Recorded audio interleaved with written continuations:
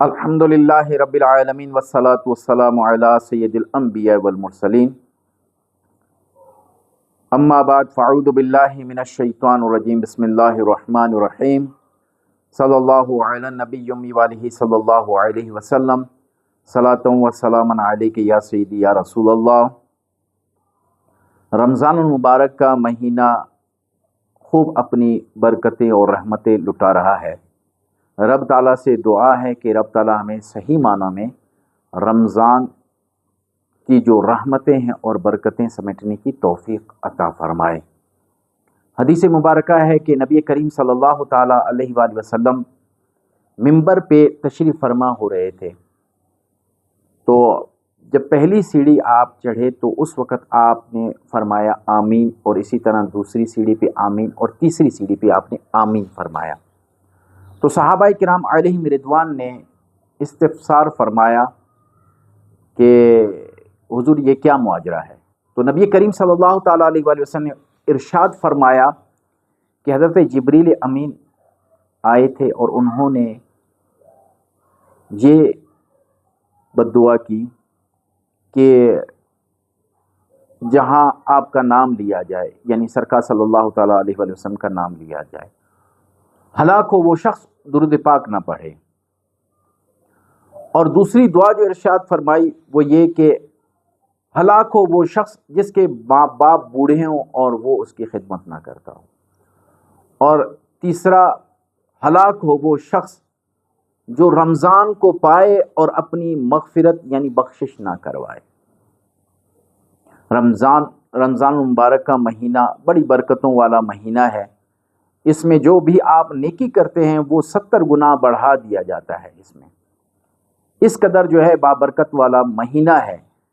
جیسے رمضان شریف کا چاند نظر آتا ہے تو شیطان کو قید کر لیا جاتا ہے کہ بندہ خوب عبادت کرے، اس کے پاس یہ بہانہ نہ ہو کہ میں نے عبادت شیطان کے بہکاوے کی وجہ سے نہیں کی، وہ تو قید کر لیا گیا۔ اب جو ہے بندہ رمضان مبارک ایک مہینے کے لیے تشریف لے آیا، وہ مہمان ہے، اور اس مہمان کے آنے سے قبل شیطان کو قید کر لیا جاتا ہے۔ آپ خوب اس ماہ میں عبادت کریں، ریاضتیں کریں، قرآن پاک کی تلاوت کریں، کیونکہ قرآن پاک کا شان نزول ہی اسی ماہ میں ہوا، رمضان شریف میں ہوا۔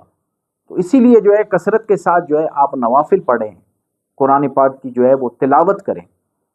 اس ماہ کو ایسے ضائع نہ کریں، اس ماہ سے جو ہے غافل نہ رہیں، اس ماہ کو خوب فائدہ اٹھائیں اس ماہ سے۔ اور آج جو ہے وہ اس کے جادو کے متعلق بتاتا ہوں کہ بہت سارے لوگ جو ہے ہمیں فون کرتے ہیں اور یا جو ہے واٹس ایپ پہ یا دیگر چیزوں سے ہم سے جو ہے وہ رہنمائی حاصل کرنے کی کوشش کرتے ہیں کہ ہمیں کوئی ایسا مختصر سا وظیفہ بتایا جائے جس کی وجہ سے جو ہے ہم جادو سے محفوظ رہ سکیں اور جادوگر سے بھی ہم محفوظ رہ سکیں۔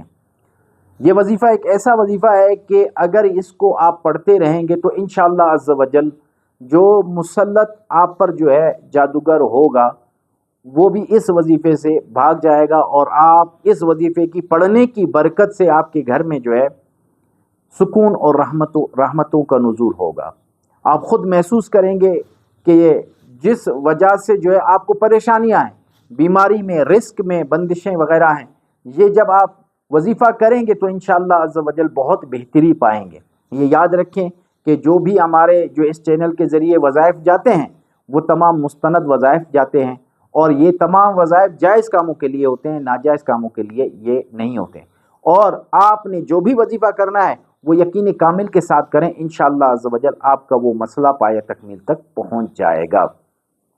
یہ آیت مبارکہ آپ نے پڑھنی ہے۔